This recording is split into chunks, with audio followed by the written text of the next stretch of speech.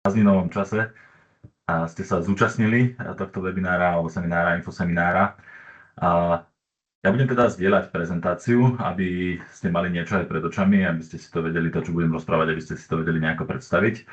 Takže začnem s prezentáciou a začneme s nejakými úvodnými informáciami o dnešnom webinári. Takže myslím si, že teraz budete všetci vidieť tú prezentáciu. No, takže na úvod, prečo vznikla a čo je teda toto poradenské centrum, alebo teda na úvod ešte si môžeme povedať samozrejme, že také tie bežné veci, ako sme zvyknutí z infoseminárov. Ak máte nejakú otázku, nie je nás tu príliš veľa, nie je nás tu 100-200, vieme uspokojiť odpoveďou aj človeka, ktorého napadne nejaká otázka počas toho, ako budem rozprávať. Stačí zdvihnúť ruku alebo sa prihlásiť v tom Teamse. Počas toho, ako ja rozprávam, tak majte vypnutý mikrofón, prosím, aby sme sa nerušili, ale kľudne sa hláste a keď si všimnem, či už otázku v čete napísanú, alebo budem vidieť ručičku, tak samozrejme budem na to reagovať, lebo viem, že keď človeka napadne niečo dôležité, je lepšie odpovedať hneď. A mne to vôbec nevadí, keď mi skočíte do toho. Celá tá infosession nemá byť príliš dlhá, a má skôr dať takú širšiu info o tom, prečo takéto veci vznikajú, ako sa možno do nich prihlásiť a čo od toho očakávať. Takže tú polhodinku plus minus máme rezervovanú na tú prezentáciu, no a potom bude priestor na tie otázky a odpovede, či už budú smerovať na mňa. Pokúsim sa odpovedať na základe mojich skúseností z rôznych technických asistencií, no a poprípade kolegyňa Biankany, ktorá zastupuje organizáciu Fedarene. Toto centrum poradenské centrum pre občanov v oblasti energetiky, CEAH, je taká iniciatíva Európskej komisie a práve táto iniciatíva reaguje na to, že tá energetika sa mení a chce ponúknuť vlastne bezplatnú energetickú pomoc, povedzme, že občanom, ale tých občanov chápeme zoširoka, pretože občan nie je iba ako jedna jednotka, ako jeden človek, ale tá občianská spoločnosť je taká tá menšia jednotka pod štátom. Čiže môžu to byť proste nejaké združenia, môžu to byť nejaké družstvá, sú to obce, mestá, mestské časti, bytové domy, to všetko chápeme pod tými občanmi a pod tým servisom, ktorý CEAH poskytuje vlastne občanom v oblasti energetiky.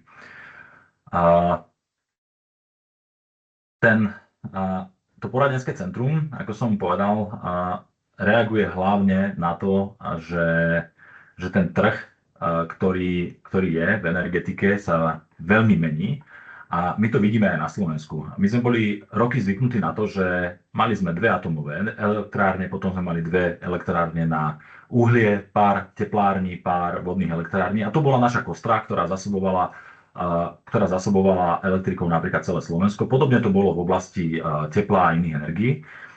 No a v podstate občania, alebo tieto občianske jednotky, obce, samospráva neboli zvyknuté zaujímať sa o tú energetiku bližšie. Ale vidíme, že tá energetika sa v súčasnosti mení, začína sa viac a viac decentralizovať a tieto malé riešenia, alebo tieto decentralizované riešenia často narážajú na rôzne bariéry v oblasti tých občianskych iniciatív, samospráv a práve preto vznikajú takéto iniciatívy ako CEAH, aby sa pokúsili bezplatne pomôcť týmto občianskym jednotkám, samosprávam, rôznym celkom, a aby ich možno nasmerovali v tejto veľmi dynamickej dobe meniacej sa energetiky, aby ich nasmerovali na správnu cestu.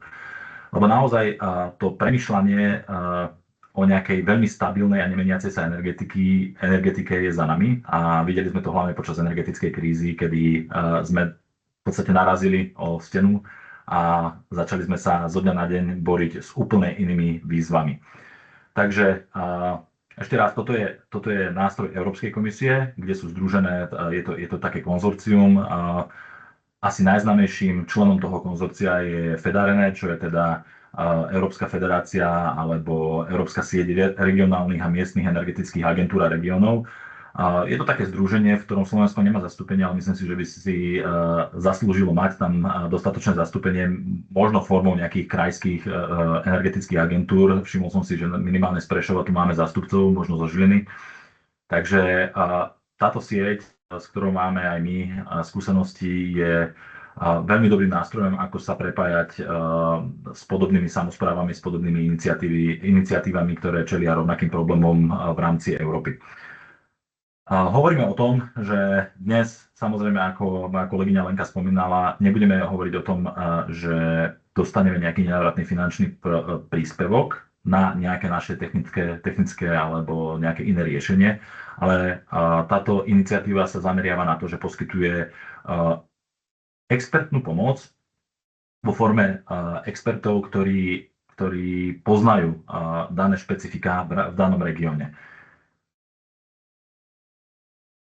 Takže, aby som to zhrnul, táto pomoc nesmeruje iba pre občanov ako takých, ako pre jednotky, ale naozaj pre rôzne subjekty, najrôznejšie subjekty. Môžu to byť dokonca malé podniky, môžu to byť domácnosti, môžu to byť spojenia rôznych takýchto občianskych iniciatív. Sú to samozrejme obce a samosprávy, ktoré sú dnes na tom seminári asi najviac zastúpené a ktorých to najviac zaujíma práve kvôli tomu, že narážajú na veľa bariér a zároveň nemajú dostatočné kapacity na riešenie takýchto problémov. Samozrejme, môžu to byť energetické komunity, na ktoré sa zameriava táto podpora CEAH, subjekty sociálnej ekonomiky a samozrejme mimovládne organizácie a ďalšie subjekty, ktoré vás len napadnú. Môžu to byť družstva, nejaké spoločnosti a podobne.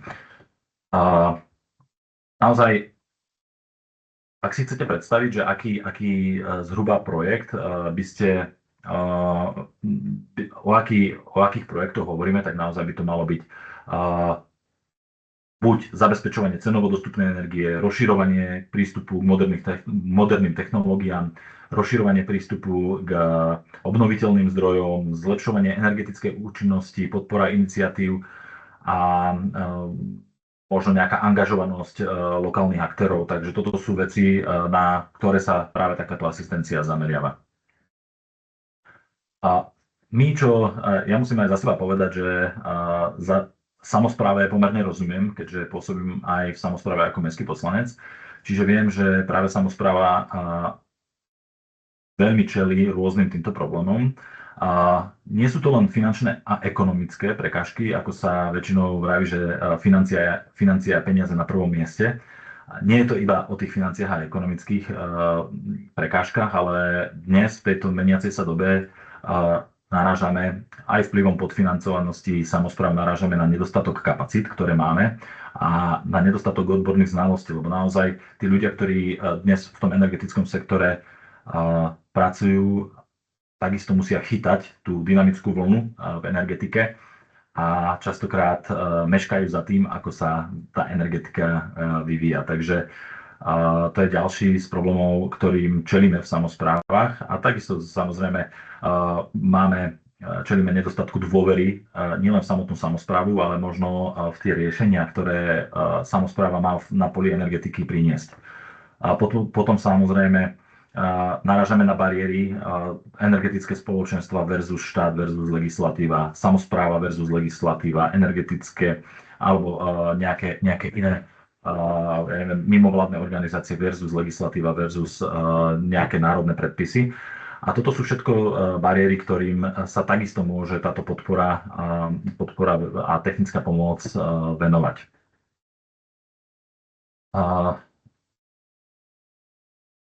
Tá iniciatíva CEAH samozrejme nie je iba o tom, že poskytuje technickú pomoc vo forme týchto expertov a expertných hodín pre žiadateľov, ale má aj ďalšie vedľajšie aktivity alebo pomerne dôležité aktivity rovnocenné. Jednak sú to nejaké budovanie tých kapacít, vytváranie sietí a výmena skúseností medzi partnermi. Sú tam rôzne workshopy, čiže ak budete aj sledovať túto iniciatívu, určite sa dozviete veľa prospešných informácií, ktoré vám pomôžu na poli lokálnej energetiky. Existuje už prvá výzva, dnes hovoríme o druhej výzve. V prvej výzve bolo úspešných zhruba 50 žiadateľov z rôznych európskych krajín, dostali respektíve dostanú túto technickú pomoc a tie výsledky budeme vidieť v priebehu nasledujúcich mesiacov. Nie je to dnes ešte nemáme ukončené túto technickú pomoc zo strany CEAC nemáme ešte ukončenú, čiže nemôžeme prezentovať nejaké osvedčené postupy alebo presné nejaké dokumenty, ktoré vznikli, ale je to už máme nejaké indikácie, že v akých oblastiach tí žiadatelia najviac žiadajú tú technickú pomoc. No ale poďme asi k tej samotnej podpore a tej technické, to asi zaujíma dnes najviac každého účastníka dnešného semináru. Celá tá technická pomoc je rozdelená pre 120 príjemcov a ako som spomínal, už okolo 50 príjemcov dostalo a bude dostávať túto technickú pomoc, čiže v druhom kole, ktoré bude vyhlásené v septembri, o ktoré môžete žiadať, bude uspokojených zhruba nejakých 70 žiadateľov občianskych energetických projektov v rámci celej Európskej únie. Čo je dôležité, tak táto technická pomoc, ako som vravel, je založená na pomoci expertov, ktorí sú napárovaní k danej samospráve alebo k danému žiadateľovi na základe jeho požiadaviek a na základe jeho žiadosti, tak aby naozaj čo najdetailnejšie vedeli pomôcť a čo najzmysluplnejšie vedeli títo experti pomôcť. Cieľom je zabezpečiť samozrejme zo strany CEAC aj expertov, ktorí ovládajú daný jazyk a dané špecifika v danej krajine, legislatívu a podobne. Je to veľmi dôležité. Minimálne zo slovenského pohľadu vieme, že tá oblasť energetiky je často prebyrokratizovaná, je preregulovaná alebo prílišne regulovaná a preto je potrebné, aby expert, ktorý príde vám na pomoc, aby mal tieto lokálne znalosti, pretože práve vďaka ním dokáže priniesť lepší výsledok a lepšie odporúčanie pre toho žiadateľa. Táto technická pomoc naozaj nie je len nejaká pomoc na diaľku, ale je to pomoc týchto expertov aj s osobnou návštevou, čo je podmienka tej technickej pomoci, aby ten expert prišiel do vášho regiónu, do vašej samosprávy, prišiel ku vám a naozaj na mieste sa zoznámil s tým, čo vás trápi a ako vám má pomôcť. No a celé to trvanie je proste v mesiacoch, dajme tomu 3, 4, 5, 8 mesiacov technickej pomoci. Hoď tá technická pomoc sa meria v nejakých expertných dňoch, ale nepredstavujte si to tak, že vám príde, alebo že tá technická pomoc bude behom 20 až 40 dní ukončená, tak ako je ten rozsah tej podpory naplánovaný, ale naozaj bude to v mesiacoch tak, aby sa najprv mohol ten expert zoznámiť s tým, čo vás trápi, aby mohol postupne spolu s vami vykreovať čo najlepšie odporúčanie.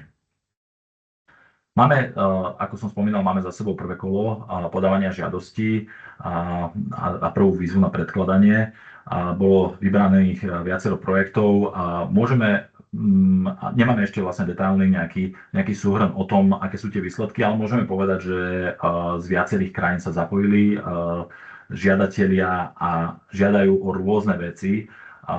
Myslím si, že v priebehu leta môžeme a budeme mať viac informácií, keď sa budú aj kreovať tieto pomoci z prvého kola, ale sú to po väčšine sú to projekty, ktoré sú zamerané na energetické spoločenstva, komunity, kreovanie komunít ako také, formáty napríklad zdieľania energií medzi sebou, ale nie len možno fyzické zostavenie tej komunity, ale aj právne návrhy, ako takúto komunitu zostaviť, alebo ako pretaviť niektoré žiadosti do lokálnych alebo národných politík. Takže nemusíme sa na tú technickú pomoc pozerať naozaj iba z toho technického pohľadu, ale môže to byť pohľad finančný, ekonomický a teda to si povieme o chvíľku. Naozaj tie druhy technickej pomoci sú rozdelené do tých 5 kategórií. Je to finančné poradenstvo, pretože naozaj najviac otázok a najviac bariér dnes prichádza zo strany financií a podfinancovania samospráv alebo týchto komunít a rôznych iniciatív. Čiže je to finančné poradenstvo a práve vďaka Európskej únii a európskym iniciatívam máme dnes naozaj množstvo nástrojov a spôsobu, ako financovať takéto rôzne projekty. Ale aj z vlastnej skúsenosti musím povedať, že mnoho týchto iniciatív samospráv nemá dostatok informácií pod jednou strechou a častokrát sa ku ním nedostanú všetky informácie o všetkých možných spôsoboch financovania energetických projektov. Takže naozaj niekoho... Poprosím stlmiť si mikrofón niekoho, kto sa pripojil. OK. Čiže máme financie. Pre niekoho to môže byť úplne najzásadnejšia téma, ktorá ho bude najviac zaujímať. Množstvo vecí a množstvo problémov, bariér vzniká aj na technickej strane. Čiže tá technická podpora, to je ďalšia oblasť, o ktorú môžeme žiadať. Potom je to právna podpora, to je naozaj takisto, hlavne teda z mojich skúseností pri vzniku rôznych združení, komunít, rôznych modelov, je to veľká bariéra, pretože tieto iniciatívy nemajú dostatočné právne povedomie a nevedia si poradiť možno so stanovami, možno s nejakým modelom, obchodným modelom. Takže ďalšia oblasť je právna podpora. A potom je samozrejme podpora zainteresovaných strán, stakeholdery, čiže angažovanosť tých miestnych ľudí, ktorí majú vplyv na to, ako sa rozvíjajú takéto politiky a samozrejme aj spôsob, akým sa budujú kapacity, to je ďalšia z možností. Čo je výhoda? Tieto technické pomoci, alebo tieto druhy technickej pomoci sa môžu kombinovať. Čiže môžete žiadať nielen o finančné poradenstvo, ale zároveň o technické alebo právne, alebo dokopy aj o 3-4 formy. A práve podľa toho, aký je ten váš projekt alebo tá žiadosť, aká je robustná a aké zložité veci žiada, podľa toho vám bude priradených od 20 do 40 expertných dní. A pričom pri tých 20 dní platí, že môžete žiadať, alebo ak váš projekt je nie príliš zložitý a žiada si poradenstvo len z dvoch kategórií, dostanete pravdepodobne 20 dní a ak žiadate o 40 dní a váš projekt je robustný, môžete žiadať až o podporu v 4 kategóriách v rámci tejto technickej pomoci. Takže finančné poradenstvo, ako som spomínal, vieme v rámci tejto technickej pomoci pripraviť podporu v oblasti financovania, v oblasti získavania grantov, dotácií. Takisto experti vedia pripraviť finančné modely a biznis plány, čo je veľmi dôležité pri úvodnom rozhodovaní sa o tom, či do nejakého projektu daná iniciatíva vôbec môže ísť, či si ho vie dovoliť. A takisto môžeme hovoriť o stratégii, alebo táto expertná pomoc vám môže dať odpovede na stratégiu, ako získať tieto zdroje, ako ich nakombinovať, ako možno zvýšiť nejakú finančnú gramotnosť v rámci vášho združenia, iniciatívy, samosprávy a možno navrhnúť aj nejaké inovatívne metódy financovania. My častokrát v rámci financovania energetických projektov sme fokusovaní alebo zvyknutí len na jeden typ financovania a to boli možno klasické eurofondy plus vlastné zdroje alebo nejaká pôžička. Dnešná moderná energetika vie ponúknuť o mnoho viacej. Môžu to byť nejaké proste družstevné schémy, môžu to byť revolvingové fondy, môžu to byť PPP projekty, môže to byť kombinácia zdrojov, môžu to byť modernizačné fondy s rôznymi, ktoré majú rôzne špecifické podmienky, národné fondy, európske fondy, priamo riadené projekty, technické asistencie a celá kombinácia. Čiže naozaj je obrovské množstvo finančných nástrojov, ktorými je možné dotiahnuť energetické projekty do úspešného konca. A myslím si, že pre mnoho subjektov má zmysel práve toto finančné poradenstvo a pre zorientovanie sa na úvod toho energetického projektu. Môžeme si to predstaviť tak, napríklad, aby som povedal nejaký príklad, že nejaká obec má projekt teplárne na biomasu a nevie si poskladať financovanie naozaj, že nemá s tým dostatočné skúsenosti a nevie si dostatočne spočítať návratnosť toho projektu, tak aby započítala každý jeden aspekt, ktorý vstupuje do možno toho finančného modelu alebo do tej finančnej schémy a práve a môžu požadovať práve napríklad zostavenie finančného modelu a celé zmapovanie zdrojov a možností, ako poskladať takéto financovanie úplne zdanlivo jednoduchého projektu teplárne, ktorý by sa za normálnych okolností možno ešte pred 5 rokmi financoval úplne jednoducho úver plus nejaké fondy.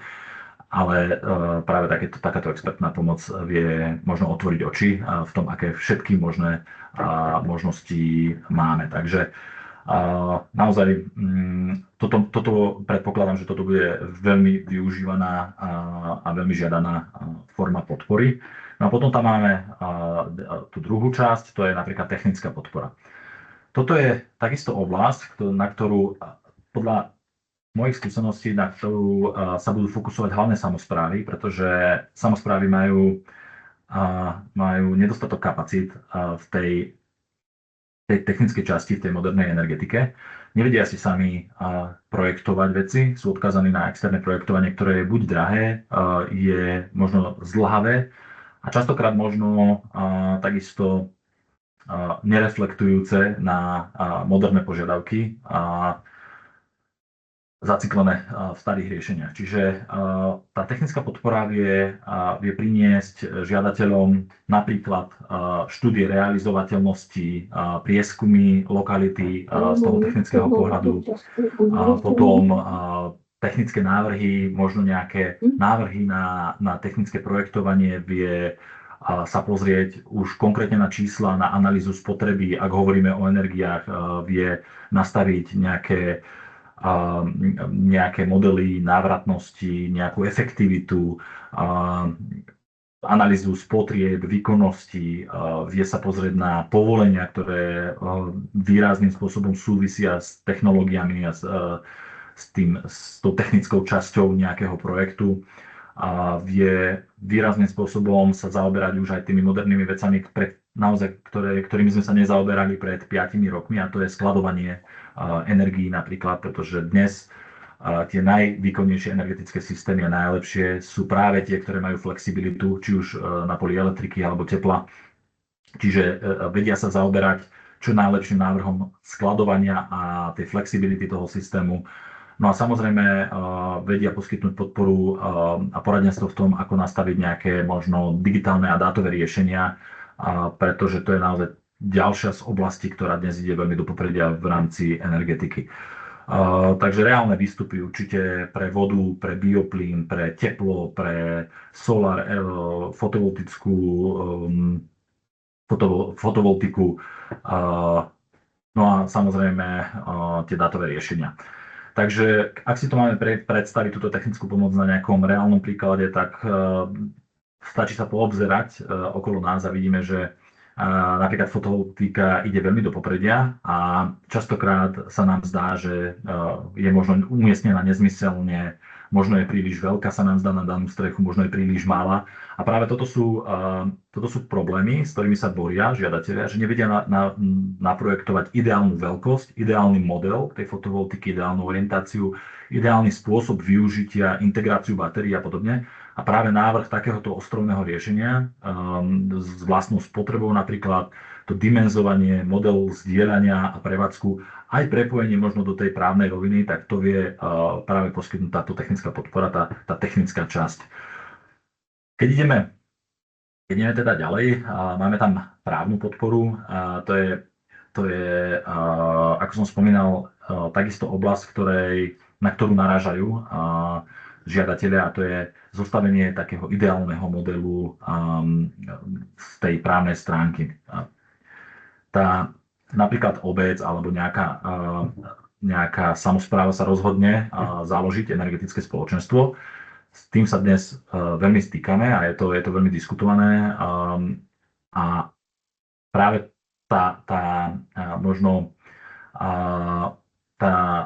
to nižšie právne povedomie alebo nedostatok tej právnej kapacity na úvod nevie dostatočne dobre zadefinovať úvodné podmienky takéhoto fungovania. A práve preto existuje a do tejto podpory sa zaradila aj tá právna podpora, lebo je potrebné veľmi dobre nastaviť na začiatku všetky napríklad stanovy, zmluvy, spôsob zdieľania, integráciu do nejakých systémov, ktoré už dnes existujú, ako je napríklad Okte a podobne. Čiže toto je jedna veľká oblasť, ktorá môže výrazným spôsobom prispieť ku tomu, že daný energetický projekt dostane zelenú a prejde už do vyššej fázy plánovacej a realizačnej. A častokrát tá právna bariéra je tá jedna z tých najväčších. Takže táto podpora môže fungovať aj ako školenie možno pre ľudí alebo pre toho žiadateľa. Môže dávať iba nejaké odporúčanie, môže naozaj nakresliť konkrétne stanovy a môže vyriešiť konkrétny právny problém, s ktorým sa boríte. A ten rozsah, ako som spomínal, je možno aj na úrovni nejakých 20 dní, expertných dní na tú právnu podporu, čo je, každý si predstavíme, keď platíme právnika a právne služby, hovoríme často o hodinách a dostať 20 dní právnej podpory alebo právneho poradenstva je hlavne pre žiadateľov, ktorí sú odkázaní na bezplatnú pomoc. Je to, by som povedal, že úžasná vec, takže myslím si, že aj toto bude pomerne veľmi zaujímavá oblasť, o ktorú sa budú uchádzať žiadatelia. Potom máme samozrejme zapojenie zainteresovaných strán. Je to pomoc s problémami, ktorými takisto čelíte. Častokrát tá veľká prekážka je samotná napríklad komunikácia a osveta daného problému. Niekedy to naozaj, že u nás je takéto príslovie, že ak sa vám podarí niečo presadiť na domovej schôdzi, tak máte vyhraté a viete presadzovať veci. A tak je to aj proste vo väčších projektoch, že nie je dôležité mať to nakreslené, ale potom to aj naozaj odkomunikovať so všetkými zainteresovanými stranami, pripraviť nejaký spôsob, nejakú formu tej komunikácie, aby ste presvedčili tých ľudí, aby ste ten daný projekt spravili dôveryhodným a podobne. A na to sú rôzne metódy, rôzne mobilizácie komunity, sú to dialógy s komunitou, sú to semináre, rôzne informačné kampane.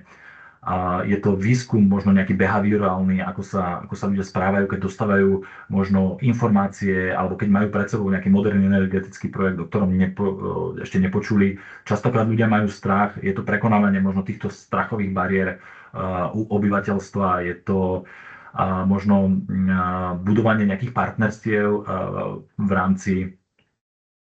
rámci tohto energetického sektora. A naozaj táto pomoc vám môže pripraviť napríklad komunikačnú stratégiu a akčný plán na takéto možno na nejakú osvetu o nejakom energetickom projekte vašom. Môže to byť napríklad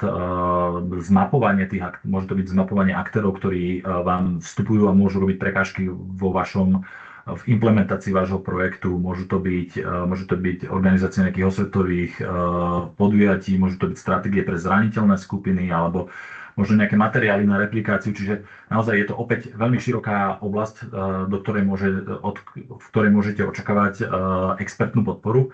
A myslím si, že takisto je to oblasť, ktorá je veľmi dôležitá. A najmä pri veľkých energetických alebo stredne veľkých energetických projektoch nesmieme nikdy zabúdať na komunikáciu toho projektu od počiatku, pretože práve akceptácia týchto energetických projektov vie aj urýchliť samotnú realizáciu tých projektov. No a potom máme ešte poslednú podporu, a to je podpora budovania kapacít, čiže je to napríklad posilnenie a návrh na posilnenie napríklad vnútornej organizácie a chodu toho projektu, nastavenie administrácie, navrhnutie toho plánovania alebo tej riadiacej schémy toho projektu, aby ste čo najmenej krát zakopli počas implementácie toho projektu. Je to nastavenie, je to možno nejaká ochrana spotrebiteľov, je to možno nastavenie, také detailné nastavenie toho princípu efektivita na prvom mieste, je to možno schéma podpory pre tie dané kapacity v rámci vašej organizácie alebo regiónu. Je to profesionalizácia možno tých kapacít a zvyšovanie kvalifikácie, alebo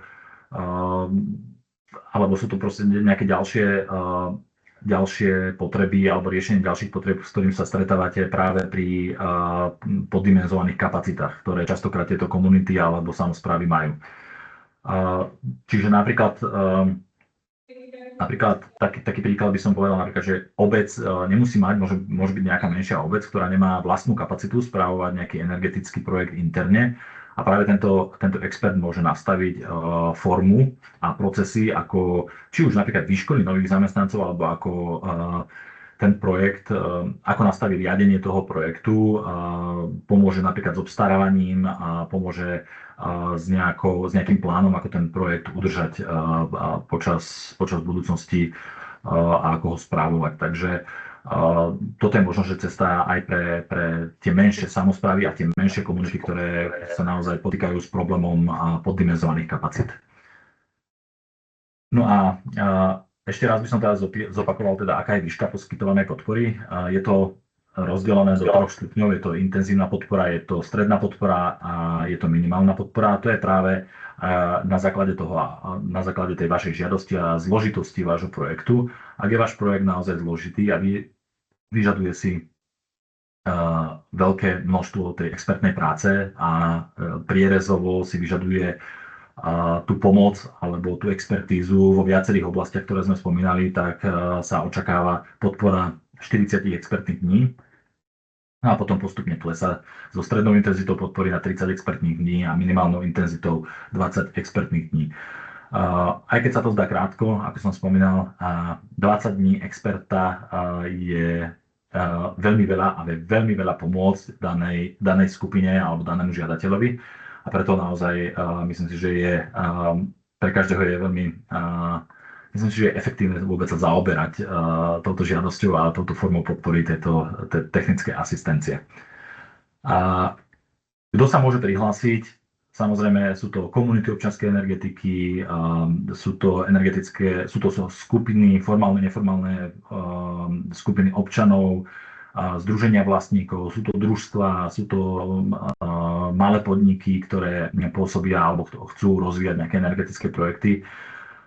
Sú to neziskovky, sú to sociálne podniky a sú to miestne verejné orgány, čiže nejaké samosprávy, u ktorých badám asi ten najväčší apetít sa posúvať, pretože aj práve tá spotreba energií aj vo finančnom vyjadrení je najväčšia práve v samosprávach a práve samosprávy dnes čelia najväčším problémom finančným a kapacitným.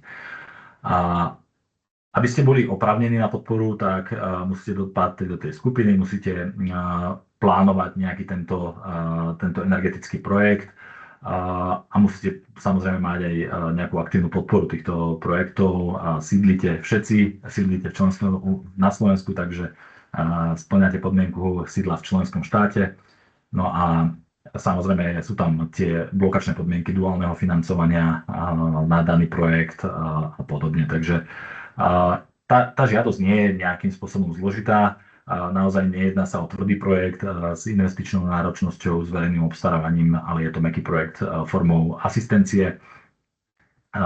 Bude priradený práve podľa toho, aké veci žiadate a z databázy expertov, ktorú má k dispozícii toto centrum, vám bude pridelený odborník s lokálnymi skúsenosťami, minimálne takto akože regionálne, medzištátne, práve v oblasti expertízy, ktorú vyžadujete. No a ten termín, táto výzva sa otvára v septembri, bude otvorená cirka 1 mesiac, no a počas októbra bude prebiehať posudzovanie, bude sa hodnotiť každá jedna žiadosť, no a začiatkom novembra sa dá očakávať, že projekty budú vybrané a budú priradené k daným odborníkom s danou intenzitou pomoci od 20 do 40 dní. No a potom od toho novembra už začína technická pomoc a v prvom polroku, na konci prvého polroku sa bude pomaly končiť technická pomoc, čiže zhruba nejakých 7-8 mesiacov technickej pomoci, ale technická pomoc vždy nastavená individuálne podľa žiadosti a rozsahu tej danej žiadosti o podporu. Takže niektorá z asistencií môže byť dlhšia, niektorá kratšia, niektorá môže mať sofistikovanejšie výstupy, niektorá menej sofistikované alebo viac praktické výstupy. No a Samozrejme s veľkou snahou priradiť expertov s lokálnou expertízou a s podmienkou návštevy priamo u vás, aby sa nestalo, že človek to bude riešiť niekde od zeleného stola na diaľku.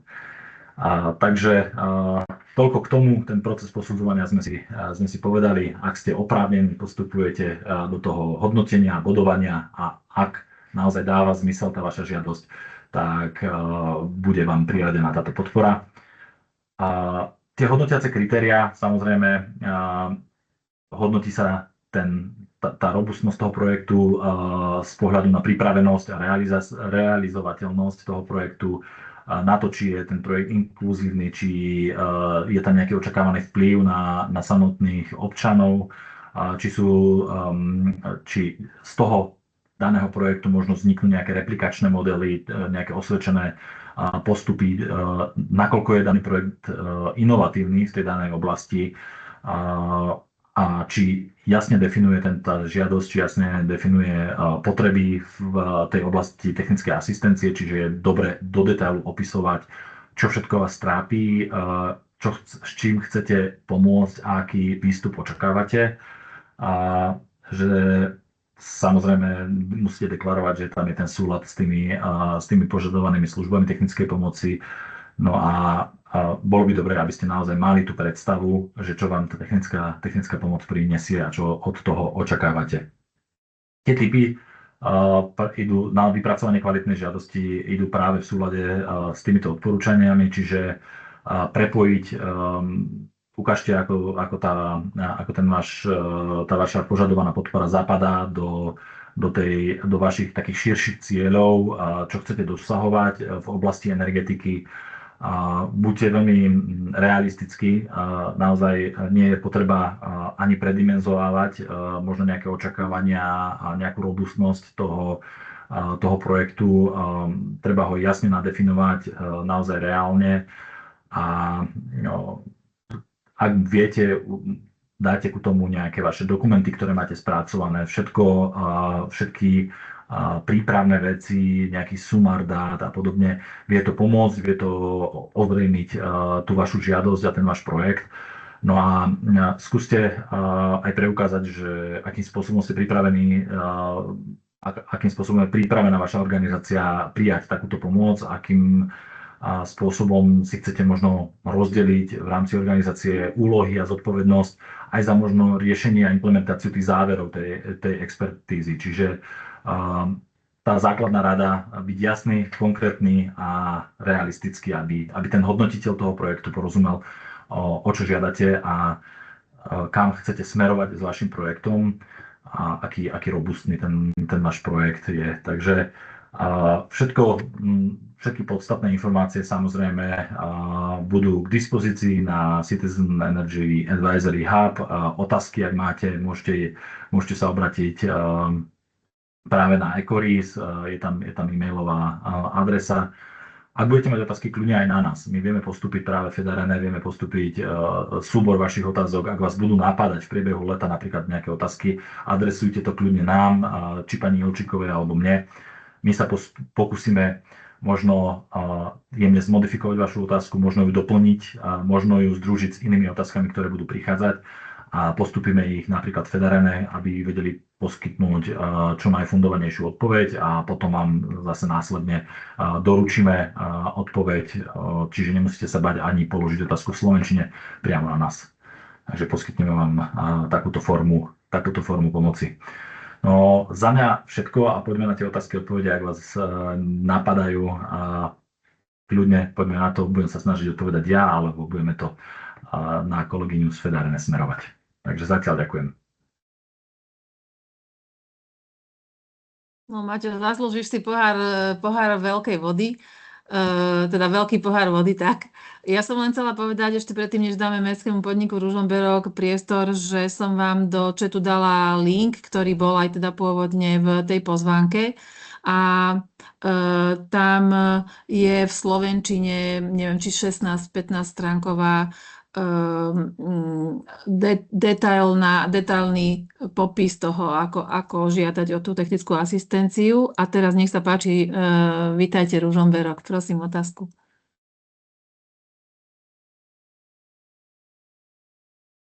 Dobrý deň, volám sa Michal Lazar, som výkonný riaditeľ mestského podniku Ružomberok.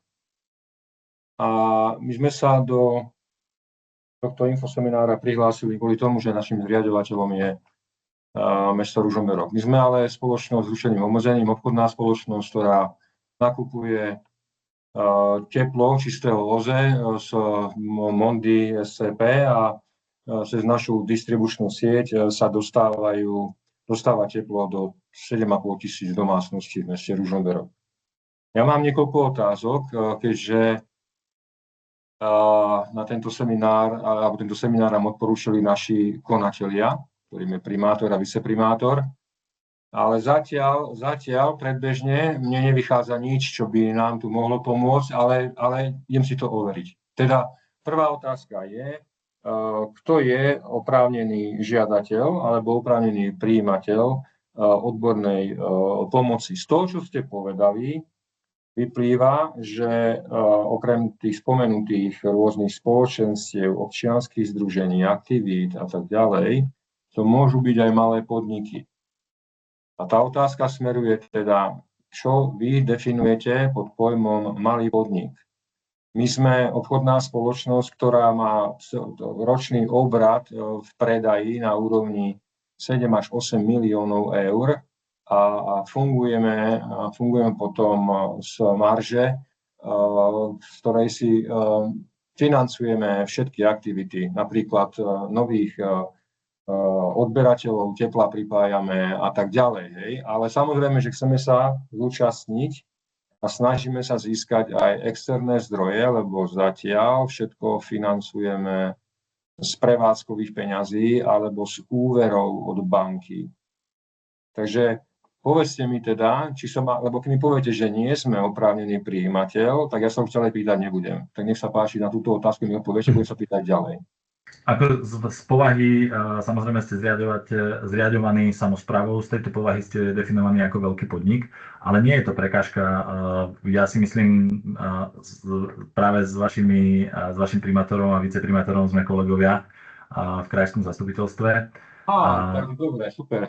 Hej, vôbec nie je problém, napríklad, keby žiadalo takúto pomoc mesto, ale budú sa riešiť problémy vo vykurovaní v mestskom podniku. Toto vôbec nevidím ako prekážku, pretože naozaj vždy je to de facto problém mesta.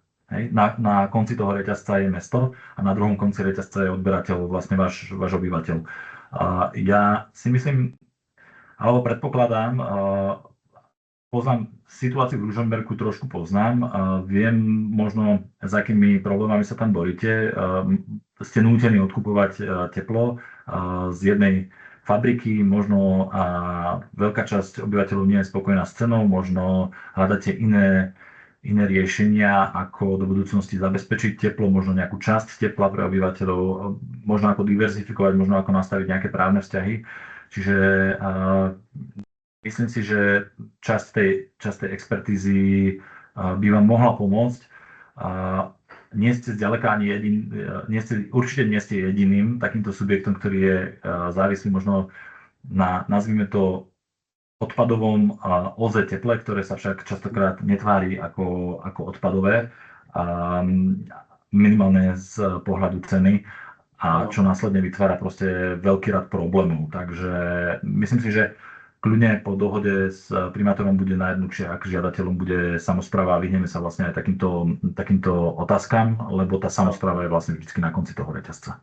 Áno, takto som to pochopila ja, lebo my, čo potrebujeme ako obchodná spoločnosť, sú trošku iné veci, ktoré vy definujete. Ja to chápem, všetko pochopil som princíp tohto infoseminára, takisto aj aktivity SEAC, takže ja až taký nejaký veľký priestor pre nás v tomto smere a v tejto chvíli nevidím. A to, čo ste povedali, je podnet, pretože naozaj len potvrdzujem to, že aj v dozornej rade, ja som tiež poslanec, ale v mestskom zastupiteľstve, sú určité, povedzme, názory na to, že je treba diverzifikovať a to znamená, že tu je priestor možno na tie čo viem, štúdia realizovateľnosti alebo možno hľadanie nejakých iných zdrojov.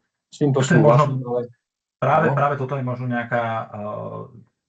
Ja si myslím, že to je to super nápad na tú expertnú pomoc, pretože naozaj tej diverzifikácii zdrojov by sa mal asi každý jeden výrobca alebo distribútor venovať. A možno práve nejaký súbor nápadov, ktoré fungujú v zahraničí, nejaké overené praxe, práve spojenia priemyslu, distribútora a potom samotného odberateľa sa možno nájdu a nejaké formy fungovania možno aj s integráciou nejakých iných zdrojov, vedľajších OZE zdrojov, vám takáto expertná pomoc ponúkne a z toho sa odrazíte do plánovania ďalšieho rozvoja energetiky u vás v spoločnosti. Takže ja si myslím, že tam ten priestor je, nakoľko na základe nejakých mojich základných znalostí o Ružomberku a o tom, ako funguje distribúcia a výroba tepla, tak ja si myslím, že ten priestor tam je práve kvôli tomto. A nikde nie je napísané, nikde nie je vytesané do kameňa, či Mondi bude fungovať 10 alebo 20 rokov a nikde nie je napísané, ako sa zmení to fungovanie a možno cenová politika toho tepla, ktoré vy ste nútení odoberať. Čiže nejaký plán B alebo C je dobré minimálne o ňom rozmýšľať a mať možno nejaké hrubé rysy, hrubé kontúry toho, akým spôsobom sa v prípade zmien vydať. Takže ja tam ten priestor vidím. Dobre, ešte dve také otázočky, veľmi krátke, veľmi rýchle. Čo znamená podpora pri štúdiách realizovateľnosti a prieskumu lokality? Mám tomu rozumieť tak, že experti alebo expertný tím dodá vypracovanú štúdiu realizovateľnosti alebo poskytne informácie ako podklad k objednaniu štúdie, to je jedna otázka. A druhá, už sa viac pýtať nebudem, nechcem zaťažovať. A druhá otázka sa týka, kedy by sa mala potom tá výzva vyhodnotiť, kedy je potom termín na vyhodnotenie žiadostí a možnosť čerpania tejto pomoci expertnej. Takže dve otázky. Prvá sa týkala... Začnem to druhou.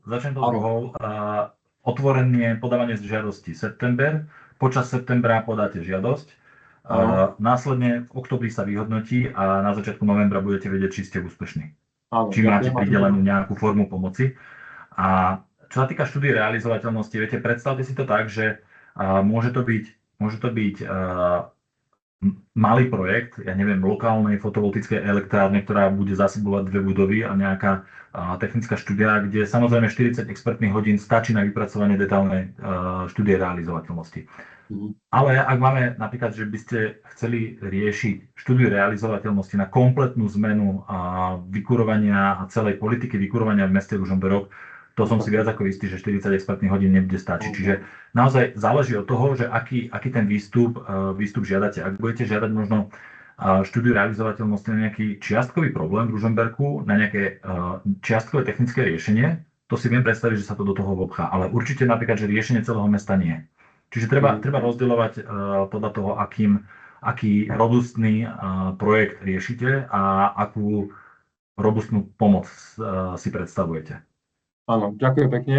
To je všetko z mojej strany. Ja sa ešte na sekundičku vrátim k tej prvej otázke, že kto môže byť žiadateľom v prípade Ružomberka. Ja som si všimla, že v tých materiáloch bolo aj, že žiadateľov môže byť viac pre jednu žiadosť, že to môže byť akoby skupina žiadateľov, ale musí byť jeden určený, ktorý bude tým kontaktným bodom a tým kontaktným bodom práve môže byť mesto, ak je mesto jednoznačne oprávnený žiadateľ, čo je. Takže len tak na okraj. Ďakujem pekne za informácie.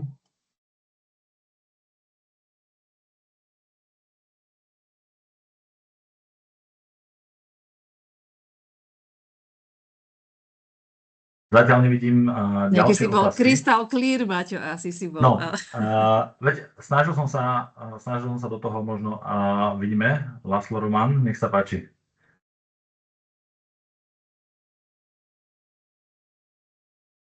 Dobrý deň. Zastupujem Košický samosprávny kraj a som poverený riadením energetickej klimatickej agentúry novozriadenej. A s tým súvisia aj možno viaceré otázky.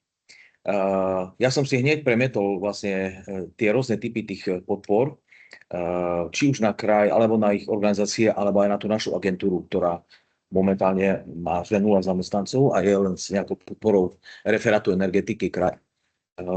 Práve sa chcem spýtať vlastne, lebo tie témy sú napríklad, že budovanie tých kapacít. To znamená, že mám to chápať tak, že jeden expert keby pomáha neviem, s nejakou profesionalizáciou, s nejakým preškolovaním, s nejakými novými trendami tých nejakých zamestnancov kraja.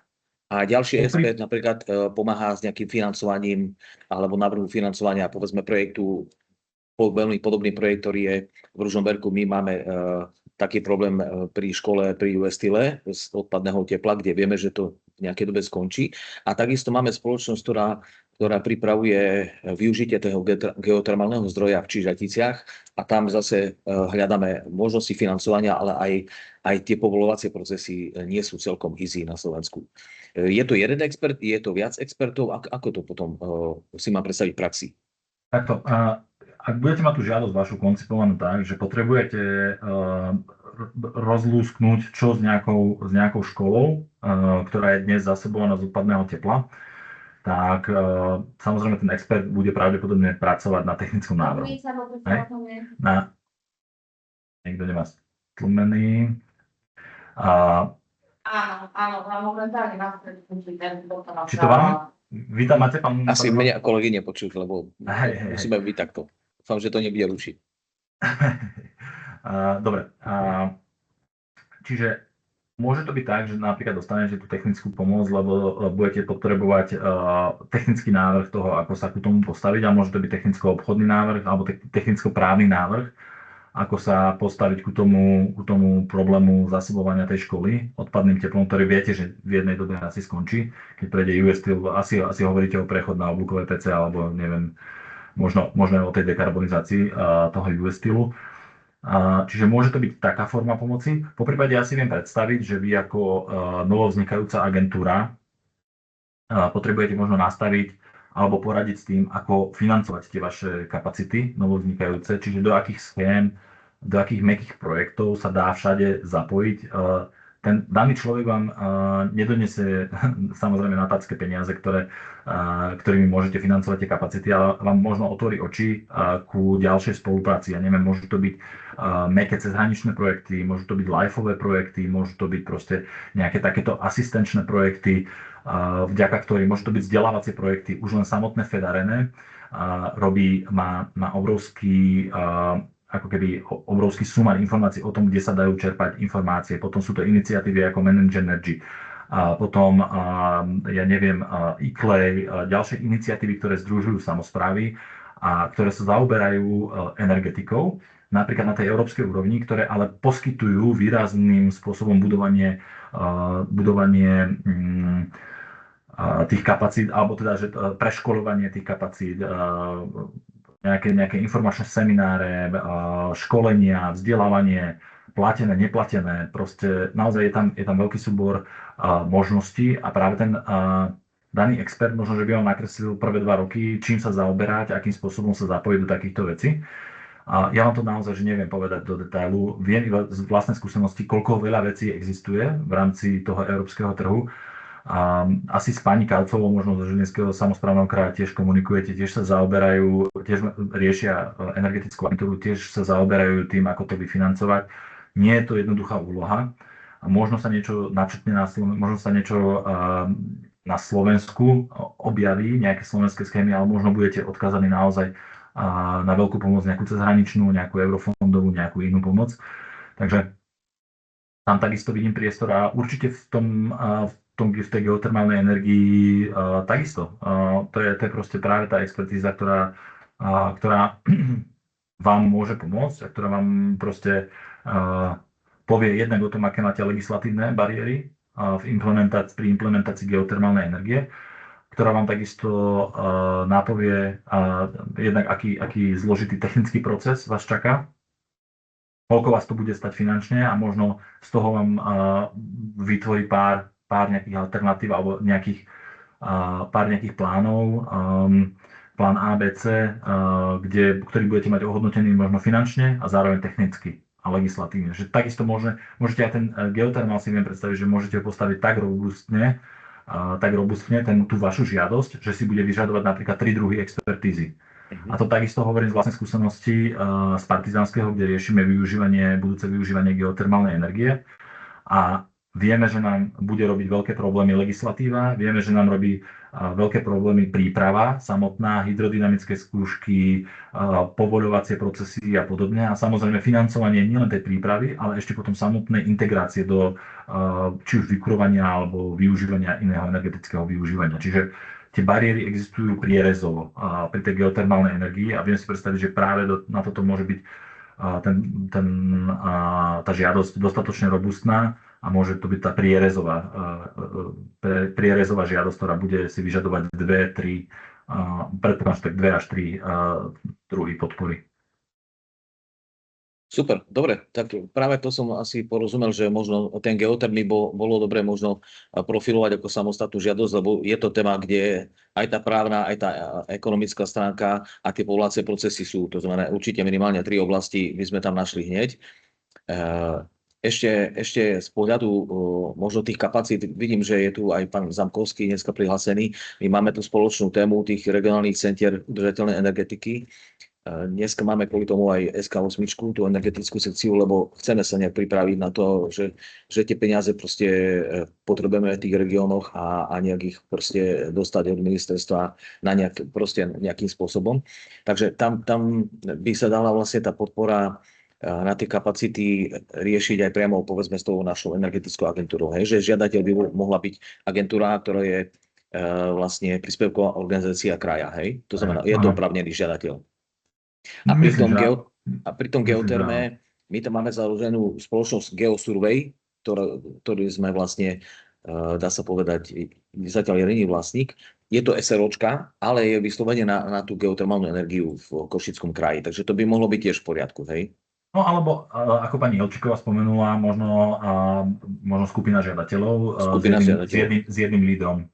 Hej? Ale naozaj, že tú expertízu zase si predstavte, že ak budete mať 20 hodín, 30 hodín, že možno ani nie je potrebné stavať v rámci toho žiadateľa nejaké to konzorcium, možno ho v tej žiadosti treba opísať, aké máte problémy, akú máte štruktúru. Hej? Že už máte na geotermál samostatný podnik, že ste zriadení krajom ako príspevková organizácia, teda ste subjektom, ktorý je zriaďovaný samosprávou, hej? Že nie ste súkromným podnikom, čiže ten opis sa dá dať priamo do žiadosti, aby aj ten hodnotiteľ porozumel, čo chcete riešiť, aj ako ste možno vlastnícky a možno s zodpovednosťou, ako to máte nastavené v rámci toho projektu a toho budúceho rozvoja.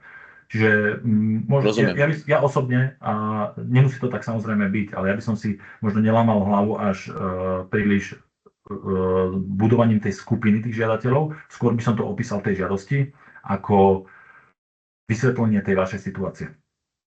Aby bolo aj zrejme, že ak z toho vyplynie možno nejaká právna potreba právnej expertízy, práve kvôli budovaniu nejakého spoločenstva, nejakej formy proste právneho vzťahu medzi spoločnosťami, tak aby to spĺňalo legislatívu a podobne, tak práve preto by som povedal do opisu. Určite. Super, ďakujem veľmi pekne. Za maličko. Máme tam Prešovský samosprávny kraj prihlásený. Pozdravujem, dobrý deň, Malinovská, energetická agentúra Smart regiónu Prešovského samosprávneho kraja. Chcela by som nadviazať na pána Lásla, keďže tu odzneli nejaké informácie, ktoré som si nie celkom istá, či sú v poriadku, ako som ich chápala. Keď som si robila prípravu alebo nejaký rýchly research tejto výzvy, tak ma to veľmi nadchlo, keďže my ako príspevková organizácia kraja sme zriadili, dá sa povedať, prvú a najväčšiu skupinu vzdielania elektriny v kraji. To znamená, máme pripojené všetky odborné miesta organizácií v zriaďovateľskej pôsobnosti kraja. Koľko organizácií alebo odborných? 270 odborných miest. Kolega mi tu radí. Čiže máme nejaký prvý stupeň a snažíme sa dopracovať k tomu, aby sme vytvorili plnohodnotnú vlastne energetickú komunitu. Samozrejme, ako príspevková organizácia kraja, ako pán Laso spomínal, boríme sa jednak s kapacitnými možnosťami a legislatívnymi a právnymi.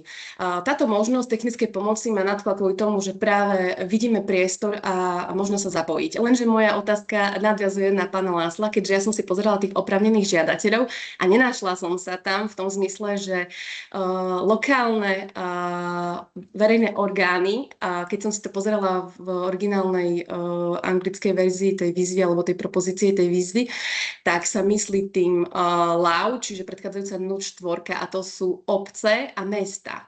Hej, čiže žiadateľ ako kraj, Prešovský kraj, respektíve vyššie územné celky, alebo ich organizácie zriadené vyššími územnými celkami, som tam nevidela. Je to správne to chápem, alebo vieme to urobiť tak, ako pani Ilčíková spomínala, že nejaká skupina, lebo veľmi by nám to pomohlo, ak by sme sa vedeli zapojiť ako oprávnený žiadateľ. Ďakujem. Toto myslím si, že ja to neviem zodpovedať na 100% určite. A toto bude práve otázka, ktorú by sme mali asi písomne adresovať Fedarene alebo kolegyni Irene Bianchi. Lebo je to špecifická situácia. Každý z členských krajín má iné územné členenie. My to máme samosprávne kraje, niekto má iné územné jednotky.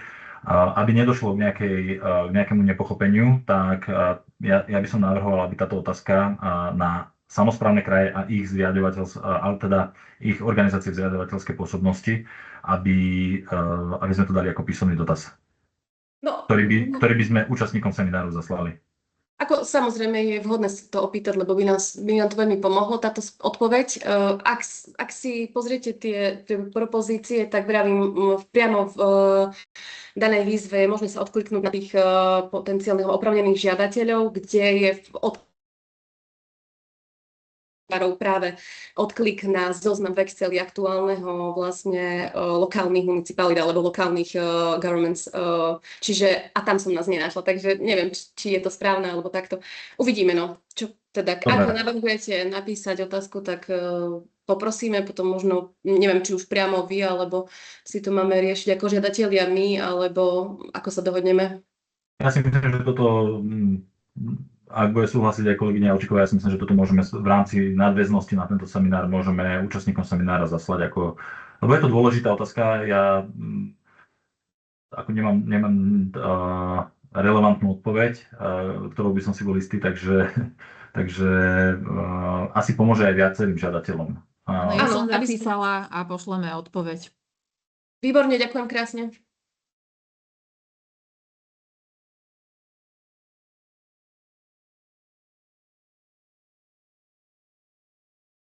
No, ak nemáme ďalšie otázky, tak neviem, no, už nám asi ostáva iba poďakovať a dúfam, že zo Slovenska bude čo najviac žiadostí, pretože naozaj takáto forma pomoci vie výrazne naštartovať niektoré energetické projekty a možno vie do dobrej strany vychýliť zmýšľanie o niektorých energetických projektov alebo ich vie zmeniť a vniesť do toho úplne nové svetlo, takže ja sa teším a vidím, že nejaký záujem je a že z toho môžu byť aj nejaké prínosné projekty. Ešte, pán Láslo? Ešte sa chcem spýtať len takú praktickú vec, či nám viete zaslať nahrávku a prezentáciu vlastne účastníkom konferencie. Ďakujem. Jasne, že vieme. Aj zašleme.